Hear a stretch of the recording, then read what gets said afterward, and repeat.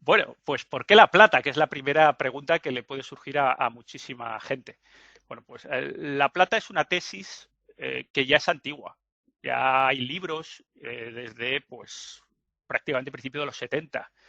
Y bueno, pues siempre se basan prácticamente en lo mismo. No ha explotado todavía o no ha explotado como debiera, pero siempre se basan en dos factores importantes. Especialmente por una cosa que le hace diferente al resto de metales. No tiene nada que ver con el cobre, no tiene nada que ver con el molibdeno, no tiene que ver con el litio, no tiene que ver con prácticamente nada. La única que puede tener algo que ver es el oro. ¿Por qué? Pues porque también fue usado como dinero. Es decir, oro y plata tradicionalmente a lo largo de la historia, desde pues, por lo menos el año 1500 antes de Cristo, pues se ha usado como dinero. ¿Por qué se ha usado como dinero? Pues porque tiene unas propiedades físico-químicas únicas que lo hacen especial y adecuado para este uso. Esto lo comparte con el oro. Es decir, es fungible. ¿Qué es ser fungible? Fungible es que tu moneda de plata de 10 gramos vale en mi bolsillo vale igual que tu moneda de plata de 10 gramos en mi bolsillo. Es decir, esas monedas son intercambiables sin ningún problema. Es evidentemente un dinero que tiene esa propiedad. Esa propiedad es escaso, es decir, no crecen los árboles, es maleable, se puede trabajar fácilmente para pues, hacer monedas, hacer lingotes, hacer incluso orfebrería. Es durable, no es un metal que reaccione con muchos elementos, con lo cual ya hay monedas de denarios que tienen 2000 años y ahí están. ¿No? Y sobre todo también es reconocible en la mano. Todo el mundo que ande un poquito con ello sabe que es plata, que reconoce la plata, que lo toca por el peso, por especial densidad, etcétera, ¿no? Entonces, pues tiene esta versión dinero y luego tiene, debido también a estas propiedades físico-químicas, tiene un uso industrial bastante acusado. Por ejemplo, conductividad eléctrica es el metal más que tiene una conductividad eléctrica mayor, incluso mayor que la del cobre. Lo que pasa es que, claro, de los cables de la luz no se hacen de plata porque es mucho más cara que el cobre y mucho más escasa, pero podrían. Son elementos fotosensibles, por eso se ha usado durante muchísimos años en fotografía y ahora se usa en paneles solares. Bueno, pues luego tiene propiedades de biocida, es decir, básicamente es un antibacteriano, con lo cual sirve pues un montón para temas médicos, para temas de pues, higienización, etcétera. Es decir, es un metal que combina, o el único metal que combina las dos cosas. Ha sido dinero y a la vez tiene un uso industrial muy importante. ¿Por qué creemos que está infravalorado? Bueno, pues ya que hemos visto que es un metal único, ¿por qué creemos que está infravalorado? Bueno, pues es por la abundancia relativa. Por ejemplo, normalmente nos referimos al oro. Si nos vamos a la parte geológica del asunto, a la abundancia, pues vemos que en la corteza terrestre pues anda pues en torno en pues 19:1 aproximadamente, ¿vale? Tradicionalmente, cuando fue usado como dinero, estaba en un uso en torno a 15:1. Es decir, una pieza de plata de 10 gramos, perdón, una pieza de oro de 10 gramos equivalía a 15 piezas de plata de 10 gramos.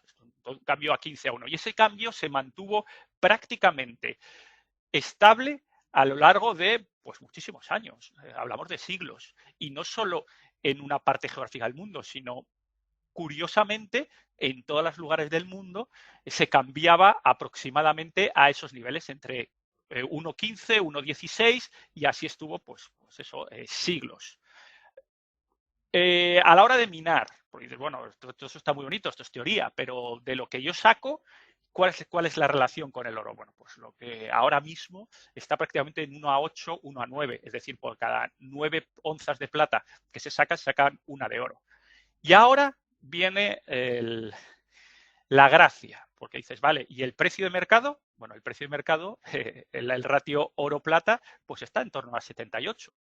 Y dices, ¿cómo es posible? O sea, es decir, me dices que en la corteza terrestre 1:19. Tradicionalmente, cuando ha sido dinero, 1:15. En la hora de minar, 1:8, 1:9. pues aquí hay algo que nos falla. ¿No? Hay algo que nos falla y lo que nos falla es eso, el precio. Entonces, la tesis de la plata se basa en esa, que está claramente infravalorado con respecto al oro. Evidentemente, el oro cumple una misión diferente, que es el de reserva de valor, bancos centrales, etcétera. Y la plata, como siempre se ha dicho, el dinero de los caballeros, el oro, el dinero de los reyes, la plata, el dinero de los caballeros y la deuda, el dinero de los esclavos. Bueno, pues sí es cierto que el comercio mundial siempre se ha basado en plata. Igual que ahora nadie paga con billetes de 2.000 euros, por ejemplo, en el caso de que hubiera, una onza de oro vale, pues eso, 1.940 ahora mismo, pues nadie paga con 1.940 euros, pues en aquella época pues tampoco lo hacemos ahora. Ahora pagamos con 50 euros, que son las onzas de ahora, no las onzas de plata de ahora. Otro dato importantísimo es que no solo tenemos ese ratio muy reducido de 9:1, sino que además, por este método o modo de reserva de valor del oro, el oro que se ha minado en la historia permanece en forma de, pues eso, lingotes en bancos centrales, joyería, etcétera. Y siempre se ha transformado, porque simplemente confundir el lingote de oro y hacer una moneda, va cambiando, va evolucionando, pero no se pierde. Sin embargo, la plata ha sido usada en multitud de áreas, tanto industriales como sociales, y mucha se ha perdido. Muchísima se ha perdido. De hecho, ahí ves, Albert, 1,4 millones de toneladas, de las cuales solo quedan 777, prácticamente pues es el 60%, más o menos. Y el otro 40 se ha perdido para siempre. Es decir, no solo es un metal escaso, no solo es un metal con un precio relación a oro muy ventajoso, sino que además se ha perdido muchísima de la que hay. Eso implica que a la hora de tocar la plata, pues es difícil, mucho más de lo que el precio podría hacer sospechar. Entonces, bueno, pues dentro de se basa en todo esto, ¿no? La tesis. ¿Y por qué podríamos decir que ha ocurrido este cambio en el ratio de oro y plata?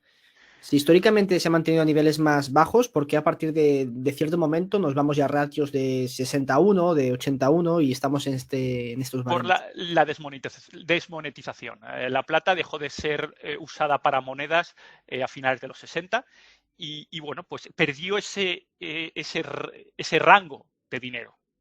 ¿no? O sea, es decir, antes era claramente, tenías tu dólar de plata, por ejemplo, incluso las monedas que conocemos o que hemos conocido de 100 pesetas de franco llevan plata, ¿vale? Un montón de, pues eso, bueno, ya no hablo de los duros del siglo XIX, pero desde hasta hace 40, 50 años, un montón de monedas a lo largo de toda Europa y de Estados Unidos, los 5 francos franceses, un montón de ellas, pues han llevado plata. ¿Qué pasa? Desde cierto tiempo, desde 60 y pico, se corta eso y se dedica prácticamente la plata física a alimentar la industria. Y entonces ahí ya entra un poquito al rango de operar más cerca que el cobre, por ejemplo, ¿no? Más que al oro, ¿no? Entonces, pero realmente ese rancio abolengo de ser dinero todavía está. Es decir, se sigue haciendo plata de inversión, se siguen haciendo monedas de plata para invertir en ellas, lingotes de plata para invertir en ellas, cosa que, por ejemplo, nadie hace un lingote de plomo para invertir en él, ¿no? Entonces, bueno, pues todavía queda ahí entre dos aguas. Fue dinero, pero ya no lo es, pero sigue manteniendo ciertas características del dinero, pero ojo que formalmente no lo es, ¿no? Y entonces ahí queda en ese medio. Ahí perdió, yo creo, un poquito de impulso. Entonces, no sé si esto puede estar cerca de la tesis de la gente que piensa que este ratio pues, puede reducirse. No sé si es partidario de apostar porque en el futuro pueda aumentar quizá la monetización de la plata y que este ratio pueda disminuir, o vamos a ver estos ratios así elevados durante más tiempo. No digo que la plata o el oro no suban de valor a la par, sino que veamos esta reducción del ratio. Yo por tema de escasez, simplemente por un tema de escasez y de demanda, que ahora veremos un poquito más tarde, creo que este ratio tiene que subir. Yo soy evidentemente alcista en oro por un tema de reserva de valor y por un tema de, digamos, respaldo macro de deuda, que creo que en algún momento se podrá reformular en base a oro, pero desde luego, si referenciamos un poco la plata al oro, creo que tiene más recorrido que el oro. Es decir, me explico. Yo ahora mismo el oro anda por 1940, la plata por 23,5. Yo me puedo imaginar a la plata fácil, sin decir que vaya a llegar ni cuándo va a llegar, pero $40. ¿Por qué? Por una razón muy sencilla. Porque el efecto que tiene la plata en la parte industrial, es decir, por ejemplo, nuestro ordenador. No, nuestro ordenador a lo mejor tiene 5 gramos de plata, 6 gramos de plata en circuitos electrónicos. Que la plata varíe a doble o a un 80% de crecimiento, realmente el coste del ordenador es mínimo. Es decir, si el ordenador vale 800 euros, pues con la plata, pues a lo mejor con esos poquitos gramos de plata, en vez de valer 800, vale 806 o 810. Bueno, pues estupendo. Pues no hay un cambio importante. Entonces yo sí puedo imaginarme a la plata, pues en vez de valiendo 24, como está ahora, pues valiendo 50. Ya hablo a medio plazo, ya me cuesta mucho más trabajo que el oro en vez de 1940 esté a 4000. Es decir, ahí las diferencias son bastante importantes, con lo cual si tengo que elegir un metal para ser más alcista entre el oro y la plata, me decantaría por la plata. ¿Por qué? Fijaos en estas tablas que son el supply y el demand del Instituto de la Plata, el Silver Institute. Lo tenéis público, esto podéis ir a silverinstitute.org, o sea, .org, y entráis y lo veis. O sea, todo esto tiene un informe de, pues ya tendrá 70 o 80 páginas que normalmente analizo cada año. Y bueno, ahí veis los históricos. Fijaos que lo más importante que podría llamar la atención es que la plata está en déficit desde hace, pues tranquilamente, 5 años, desde 2000,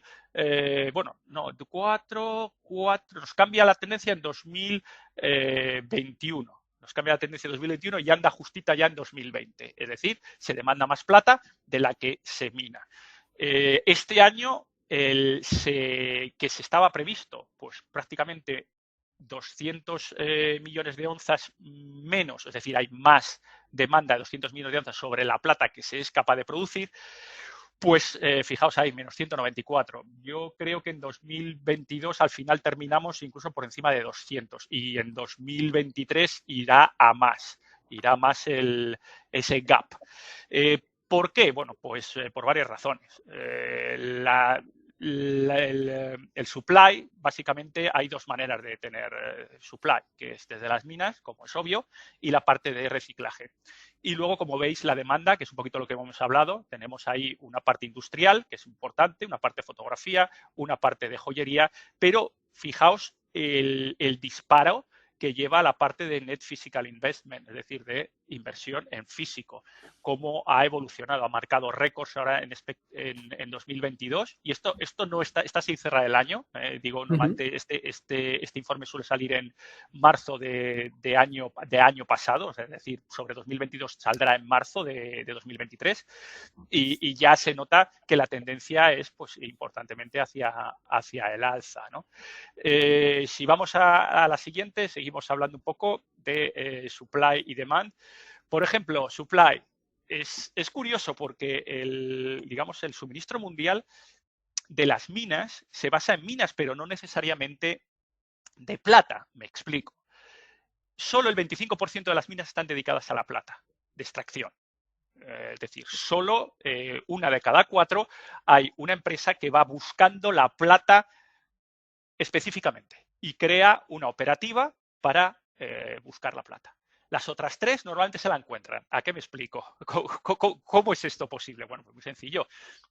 Hay otros metales que son los target, que pueden ser cobre, pueden ser estaño, plomo, etcétera, incluso minas de oro, que traen como byproduct, como producto asociado, la plata. ¿De acuerdo? Entonces, realmente solo el 25% son rentables por sí mismas, como minería de plata. El resto sale como añadidos, es decir, yo voy, abro una mina de oro, mino mi oro y luego tengo 10 milloncitos de onzas que me vienen de propina. ¿no? Y esas 10 milloncitos de onzas los pongo en el mercado. De regalo. ¿Cuál? De regalo, exactamente, y que hacen ver, pues magnífico para mis balances, ¿no? Tengo mis gastos operativos, mis ISK y el All Included Sustainable Cost, pues los tengo magnífico porque tengo eso de añadido. ¿Cuál es el tema? Que claro, que fijaos, las 7 primeras primary silver mining, es decir, que van exclusivamente a la plata, la riqueza ha ido reduciéndose paulatinamente con los años, ¿no? Ahí veis cómo el gap que hay entre los millones en la producción y las toneladas de tierra que hay que mover para sacar esa producción, cada vez se va cerrando más. Es decir, cada vez menos producción y cada vez más toneladas de tierra hay que mover. Desde 2005, que había que mover 9,4 toneladas para sacar 123 millones de onzas, pues fijaos que eso ha pasado a, para sacar más o menos la misma cantidad, 118, pues ahora hay que mover 20,2 millones de toneladas de tierra. Entonces, hay que mover el doble para sacar lo mismo. Con eso, evidentemente, imagináis que los costes energéticos, costes de personal, etcétera, pues se han disparado. Y seguramente no se ha reflejado tanto en el coste o en el precio de la plata, ¿no? Sí, seguramente los costes totales, que no sé si ahora los costes, los ISC de la industria están alrededor de, puede ser 17, 18 Por dólares. ahí andan, por ahí andan, sí. Por ahí. Habría que ver. Depende mucho de la mina, porque aquí sí que hay subidones o sea, es muy dispar, ¿no? Hay explotaciones ya muy maduras que andan muy justitas y otras que están en pleno efervescencia que andan mejor. Sí, sobre todo cuando va de byproduct, pues bueno, tampoco se tienen en cuenta los costes. Claro, Entonces sí que eso puede, el precio de la plata, por lo que veo yo entonces, a la supply directa, ¿no? Al menos en esos escenarios donde ya pues el mercado está más balanceado, pues no afectaba de forma directa que los productores pues se incentivasen a producir más o a que recortasen producción, si va como byproduct. claro. Así es, así es. Luego también hay otro tema, y es que, y esto es común, yo creo, a todas las commodities, a todas las explotaciones mineras, oil and gas, desde 2015, 2016, los costes de CAPEX, de inversiones en nuevas minas, nuevas exploraciones, se han reducido drásticamente. Es decir, no hay nuevos yacimientos que se hayan descubierto que merezcan la pena. No significa que no existan, significa que no se han empleado los recursos necesarios para encontrarlos. Ese es un factor importante. Luego, otro factor importante es que cada vez los requerimientos ecológicos de medio ambiente son más potentes. Ahora, antes, hace 20 años, se abrió una mina al lado de un parque natural y, bueno, no había esa sensibilidad en el público, ¿no? Ahora, evidentemente, sí la hay. Entonces, los gobiernos se piensan muy mucho si conceder ese tipo de licencias. Con lo cual, también se reduce esas posibilidades, ¿no? Y luego la tercera, que es que también ahora a año 2023 se da, como no puede ser de otra manera, mucha importancia al tema de sostenibilidad social. ¿Qué implica esto? Pues que hace 15, 20 años, desgraciadamente, en mitad de la selva de Papúa, pues no daban, pues eso, los trabajadores locales pues carecían de sanidad, carecían de vacaciones, carecían de una seguridad laboral, ese tipo de cosas que a todos nos gusta y que creemos necesaria. Y bueno, pues ahora, evidentemente, eso está cambiando, eso ha cambiado y cada vez espero que vaya mejor. ¿Qué implica eso? Pues que los trabajadores tendrán su seguridad social, los trabajadores tendrán su sanidad, los trabajadores tendrán sus vacaciones y sus pagas extra y sus horarios de trabajo regulados. ¿Qué influye eso? Pues que evidentemente los costes salariales son mucho mayores. Y ahí, pues ahí es donde vienen los problemas. No lo vienen los problemas, tienen los problemas para el balance, que tienes mucho más gastos y que los ingresos pues no aparecen, ¿no? Aquí veis, por ejemplo, el yield de las compañías, abundando un poco en el tema de que cada vez es más difícil sacar plata. Fijaos, pues eso, de 13 se ha reducido a menos de la mitad en apenas 14 años. ¿Qué va a pasar dentro de otros 14? Se reducirá a 3, pero claro, se reducirá a 3, pero si nadie ha invertido en nuevas minas. Entonces, bueno, ahí entramos en una disquisición de reducción de crecimiento necesario. También es verdad que incluso en esto a día de hoy los fondos de inversión americanos, europeos, tienen muy en cuenta factores, ya sabes, Albert, ESG. Y para qué nos vamos a engañar, la minería y el oil and gas no es que sean muy ESG que se diga. Con lo cual, pues esa inversión sucia, vamos a llamarlo entre comillas, muy necesaria pero sucia, pues queda en un segundo plano y la parte de financiación pues también está restringido y eso se hace evidentemente extensivo también a bancos, etcétera. Solo es ESG si haces minería de carbón en Alemania. Entonces sí que... Entonces, por supuesto, y sobre todo si te has cargado las nucleares. Entonces, ahí sí que sí es ESG, porque ya no te queda otra para calentarte. Carbón verde, Carbón lo verde, tendrían que llamar. exactamente. También es interesante comentar que lo que vemos en los gráficos de las subidas de las yields y también subidas de producción que se concentran sobre todo pues en 2014-2015, yo creo que esto es la evidencia del pico de inversión que hubo pues, en el último ciclo alcista, que fue de 2009 a 2011, fue cuando los precios se dispararon y muchas empresas, pues, en esa euforia de precios, pues toman la decisión de invertir capital en nuevos proyectos que maduran con el paso del tiempo. Pero claro, esos proyectos ya han pasado. Así es una lectura muy interesante, Albert, efectivamente, porque, como sabes, esta inversión es en CAPEX, estamos hablando de, pues, para establecer un proyecto de exploración a una fase, digamos, junior de verificación e instalaciones, a lo mejor estás hablando de 2 años o 3, y luego para empezar a producir plenamente, pues a producir hablas de otro par de años más, con lo cual ese gap, ese delay, esa parte de entre que empiezas a poner la pasta a que empiezas a producir, en este tipo de explotaciones a lo mejor tranquilamente son 5 años. Y ahí le has dado, evidentemente, 2006, 2007, 2014, 2015, efectivamente el timing es adecuado. Nos cuadra. De hecho, ahora en México, no sé si conoces de Guanajuato, Sí, Silver, pues sí. se está apropiando bueno, de minas, de mills que se establecieron pues en esto en 2010, 2011, que hicieron la inversión, dejó de ser rentable, tuvieron que cerrar en 2015, 2016, y ahora, por ejemplo, los activos de Endeavour que compró son básicamente esto, son pues inversiones anteriores que en cierto escenario con la plata 30, $40, pues son muy Tenía interesantes. sentido, claro, tenía sentido, así es. Sí, y ahora cuando se fue la plata pues a $16, 20, dices, hostia, pues las empresas quizá tienen que deshacerse de estos activos. Además, muchos, lo que podemos ver es que los tienen preparados para un rate de procesado mucho más alto, hicieron la inversión con esa idea, que eso aumenta los costes unitarios de la onza de plata. Y ahora pues Y quizá... con unas previsiones de costes energéticos, como Sí, dices, bajos.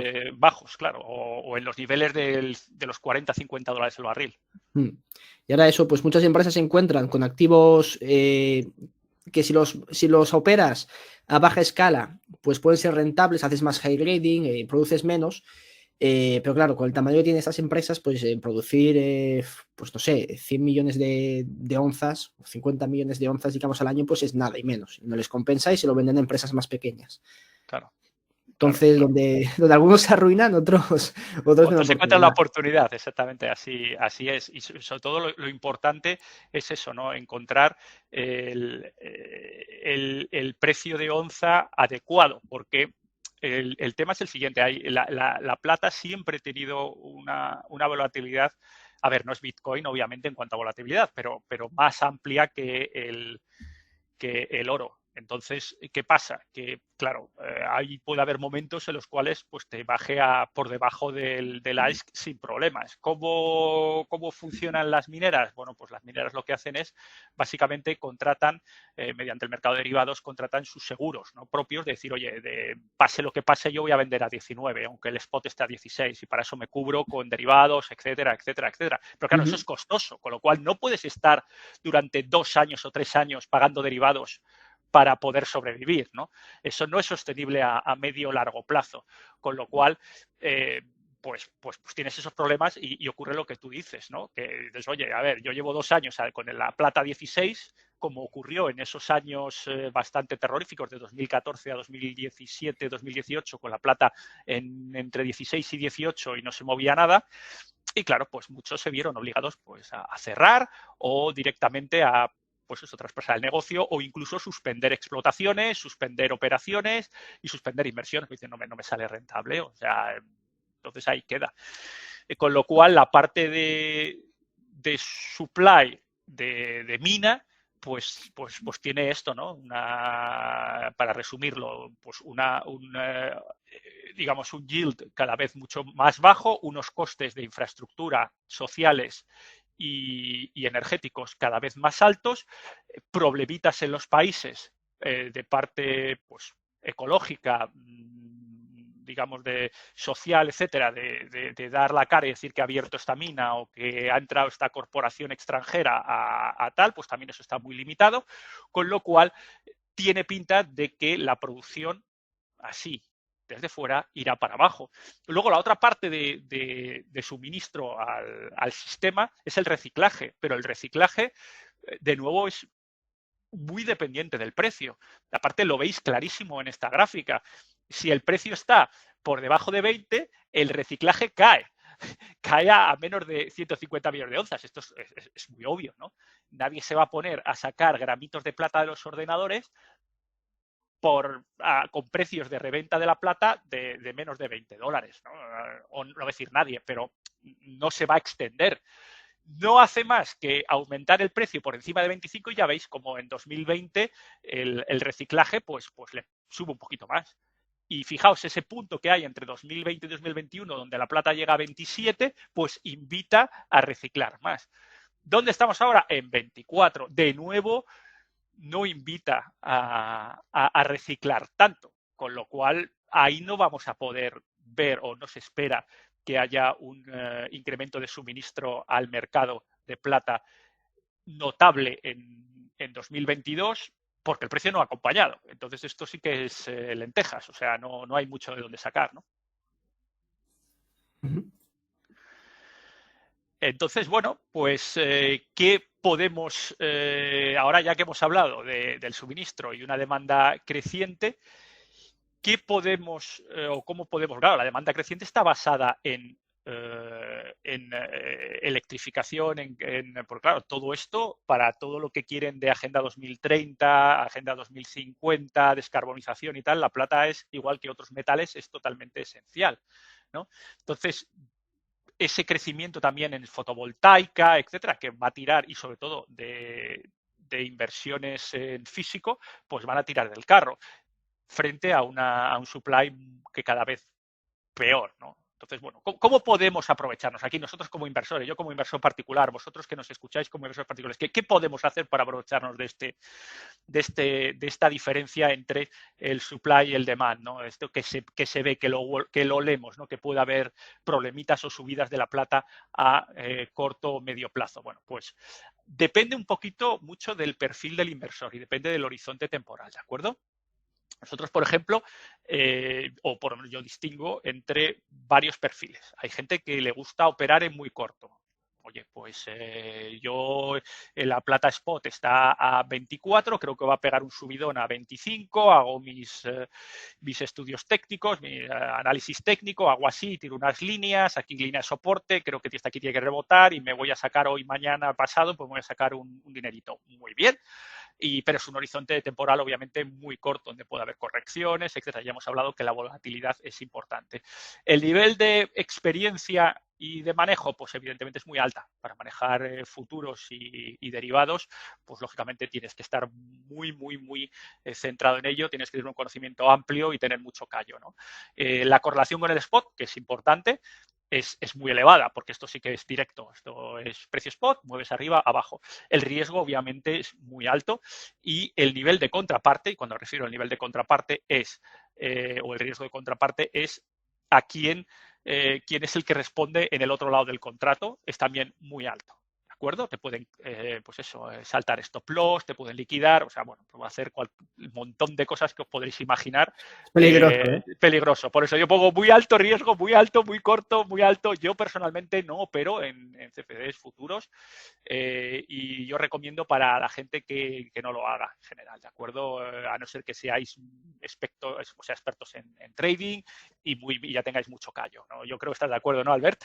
Conmigo en esto. Yo futuros no toco, o sea. Yo tampoco, pues digo, eso a mí me da miedito porque no estás totalmente un poquito en control. Yo sé que se puede hacer con un control de daños manejable, pero solo, ya vuelvo a repetir, para expertos, ¿no? El siguiente paso un poquito ya más corto o medio, pero seguir jugando con el spot, serían los ETFs. Hay varios, tenemos el SLV y Silver, tenemos el de Sprott, PSLV, Physical Silver, tenemos varios, ahí ya el nivel de experiencia y de conocimiento tampoco necesitas, porque para ir a eSilver con tu broker de confianza y colocar y comprar tanto, pues tampoco hace falta mucho. La correlación con spot obviamente sigue siendo muy alta y el riesgo es medio, porque en teoría tú te vas a quedar unos mesecitos, un mes, 2 meses. Tampoco se recomienda mucho los ETFs para quedarse mucho más, pero bueno, o puedes quedar también más tiempo. Sobre todo los ETFs que no se recomiendan quedarte mucho más son los leverage, los que son el por 2, el por 3, ¿no? Los ultras, que pueden ser también, no decir tan peligrosos como los CFDs futuros, pero sí que pueden hacer un buen agujero en el bolsillo si vas en el lado que no debes, ¿no? El nivel de contraparte es medio, no es muy alto, pero es medio porque también en los disclosures de los ETFs, que es una típica cosa, y esto es común, creo, a todas las materias primas, a todos los ETFs, si nos leemos los folletos, que son un absoluto coñazo, es a lo mejor es 60, 70 páginas de folleto, siempre tiene unos cuantos artículos en los cuales se reservan el derecho de liquidación, si las circunstancias del mercado, es decir, tienen la sartén por el mango. Entonces vamos a poner no es que estén liquidando posiciones así todos los días, pero ese nivel de contraparte existe, ese riesgo. Entonces, con lo cual lo coloco en medios. Puede ser una entrada intuitiva y puede ser, yo creo que bastante friendly, ¿no? Un ETF, ¿no? Así de inicio.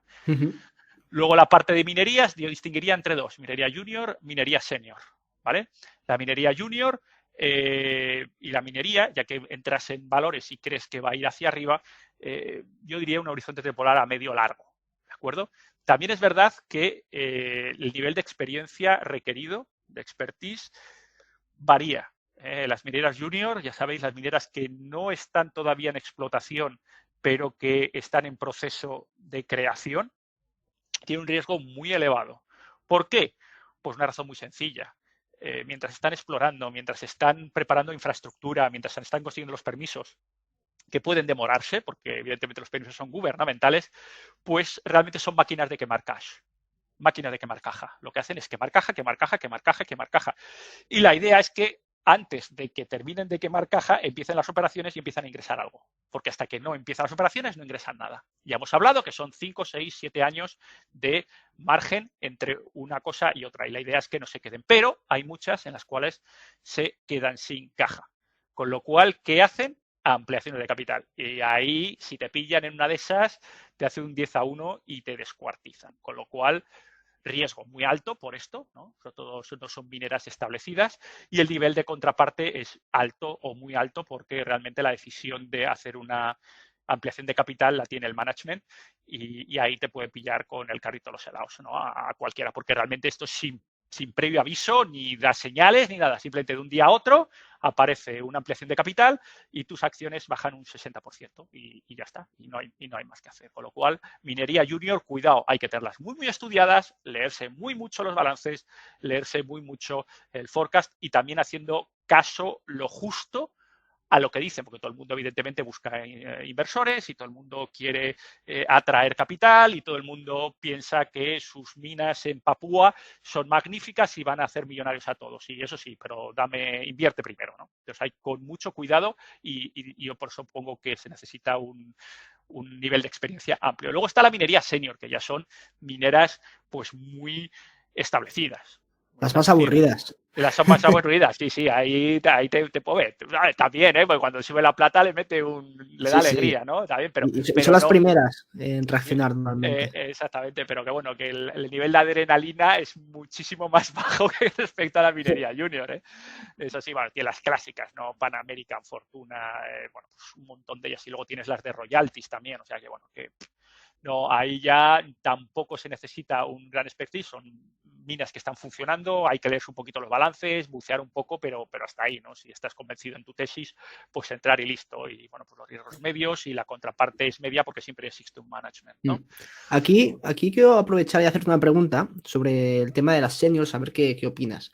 Por ejemplo, lo que estamos viendo en bastantes de oro de empresas grandes es que, por ejemplo, descubrir ahora depósitos de oro que supongan un impacto significativo en su producción es más difícil. Entonces, muchas lo que están descubriendo pues son o invirtiendo es depósitos de cobre con un byproduct de oro.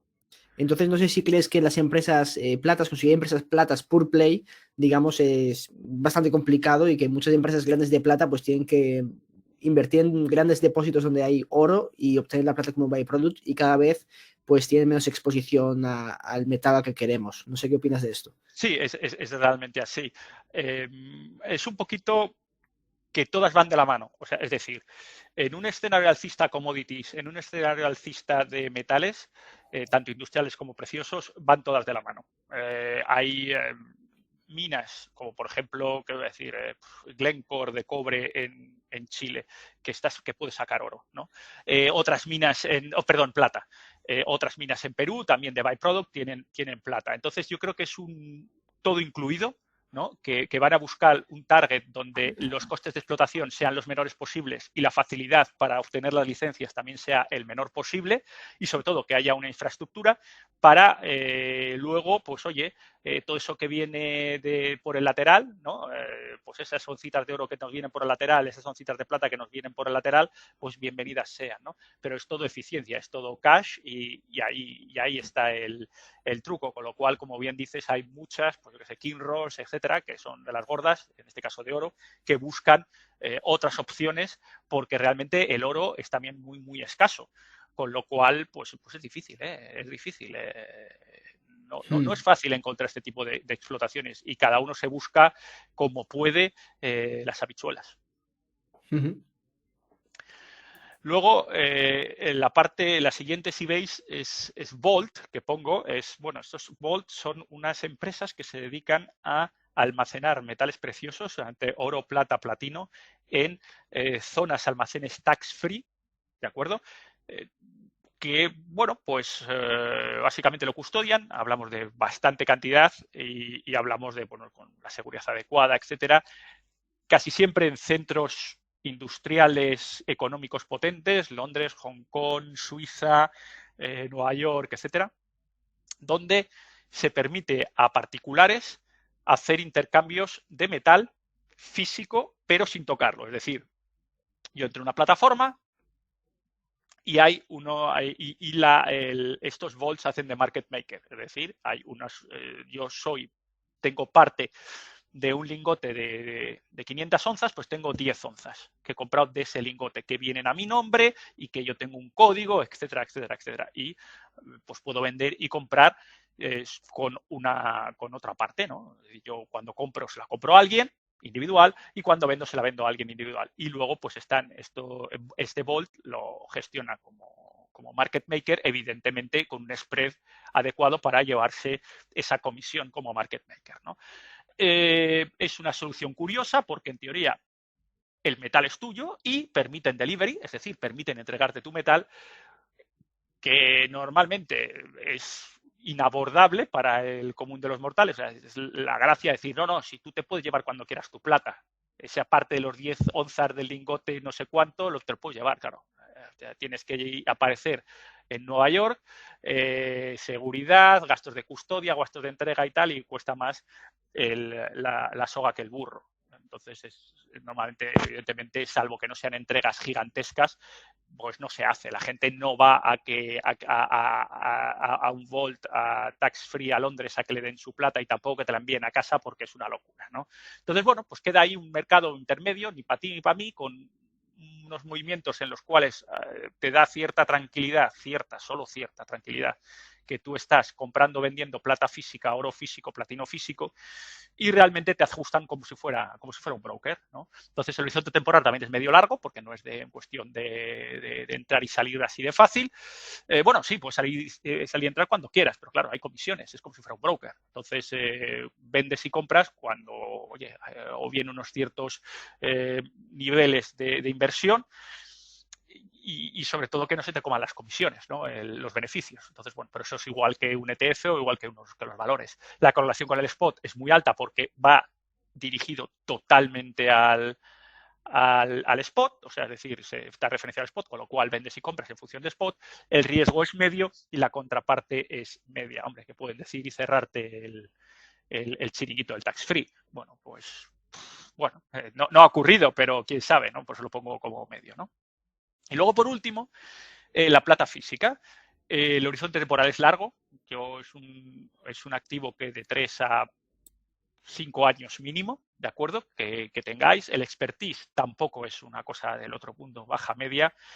La correlación con el spot es media. ¿Por qué es media? Efectivamente, la plata física obviamente está referenciada a spot, pero la plata física también está referenciado a lo físico, es decir, al mercado físico, a la disponibilidad que haya de plata física en ese momento. Y hay muchas física, el precio spot y la plaza que tú puedes comprar. Yo siempre pongo el ejemplo de, que os voy a decir, la carne en Venezuela. ¿Vale? Hay un precio oficial de carne en Venezuela que te dice el gobierno del señor Maduro que tienes que pagar o que el precio de la libra de carne de categoría A son 400 pesos. Ahora, tú vas a la calle y realmente hay carne a 400 pesos. Pues seguramente no. Entonces habrá el carne a 800, a 1000 o a lo que sea, en función de la disponibilidad. Pues esto es un poquito igual. Es decir, el spot te marca un precio teórico, pero realmente el intercambio de tocar es lo que te marca el precio real de tocar. Entonces, bueno, pues ahí tienes una cierta seguridad. El riesgo es bajo medio porque a 4 o 5 años realmente es pequeño. Efectivamente, ha habido años en los cuales el spot ha caído un montón, por ejemplo 2013, por ejemplo 2018, pero normalmente si creemos en la tesis, porque claro, todo esto estamos dando por hecho que yo creo en la tesis de la plata, ¿no? Que a 4, 5, 6 años va a valer bastante más de lo que vale ahora. Entonces, pues lógicamente es muy interesante. La contraparte es muy baja, por no decir cero, porque una vez que tú tienes tu lingote de plata o tu moneda de plata es tuya y no depende de absolutamente nada más. La contraparte no existe. Lo único que hay que buscar un sitio adecuado para guardarla y poco más, no hay más. Nadie te puede reclamar la plata ni nada por el estilo, ni nadie. Y otra cosa importante, es un activo, y aquí ya es común la plata y el oro, es un activo discreto, fiscalmente hablando, vamos a decirlo así, donde la hacienda pública solo sabe que alguien compra plata, o que mejor dicho, que vende plata cuando lo declaras en tu declaración de Hacienda, como plusvalías. Pero técnicamente que queda en un limbo. Es decir, yo compro 5, 10, 15, 30, 50 onzas de plata en Alemania, las tengo, me las dan, y esos 50 onzas, el dinero efectivo fiat que se ha puesto para eso, se transforma en plata y eso queda en el limbo. Es decir, tú lo guardas y lo puedes aflorar dentro de 10, 15 años, 30 años, por supuesto, pagando, pues eso lo he dicho, las plusvalías y aflorándolo en la venta, etcétera, etcétera. Pero es es un activo muy discreto y realmente no hay, si lo pensáis un poco, no hay activos discretos. Prácticamente yo lo único que diría es este, ¿no? El oro, plata física, porque lo demás creo que Hacienda nos tiene muy, muy controlados. Sí, quizás se salvaría un poquito las cripto fuera de exchange Exactamente, y las poco wallets más. frías, así es. Se salva que lo tienes en tu wallet y ya está. Pero lo demás, todo el mundo, toda Hacienda, por supuesto, sabe tú lo que tienes en el broker, si has vendido acciones, si has cobrado dividendos, si has comprado una plaza de garaje, si has comprado un coche, si has comprado un piso, si hay una plusvalía de un compra-venta de pisos, lo sabe todo. Sin embargo, en metales preciosos, pues es más discreto. Por supuesto, hay que declararlo y hay que, pues, todas estas cosas, ¿no? Legalmente, pero es discreto. Pues bueno, ahora mismo, ¿a cuánto están los premium de que paga por la plata física? Pues altos. Ahora mismo es difícil encontrar, bueno, altos. Altos porque ha habido un cambio regulatorio importante a la hora de comprar plata. A ver, la plata lleva IVA, ¿de acuerdo? El oro de inversión no lleva IVA. Entonces, la plata que lleva IVA, hasta, yo diría que empezó a escribirse la ley el año pasado, allá por septiembre, pero ha entrado en vigor ahora y sobre todo no es una ley en España, que la ley en España efectivamente es el 21%, Pero en Alemania, que es el principal importador de metal precioso de Europa, lo que ha ocurrido es que antes permitía la ley hacer una especie de truco impositivo, que era una, vamos a decir, derivación de IVA. Es decir, no lo cobraban al cliente y jugaban con esa diferencia de IVA entre la importación del metal y la venta. Y bueno, el caso es que el particular podía acceder a un precio de la plata razonable, que con IVA reducidos, vamos a decirlo así, o con un porcentaje menor, ¿no? Ahora Alemania ha dicho que nanay, que se paga IVA, con lo cual eso lo trasladan al usuario final, ¿no?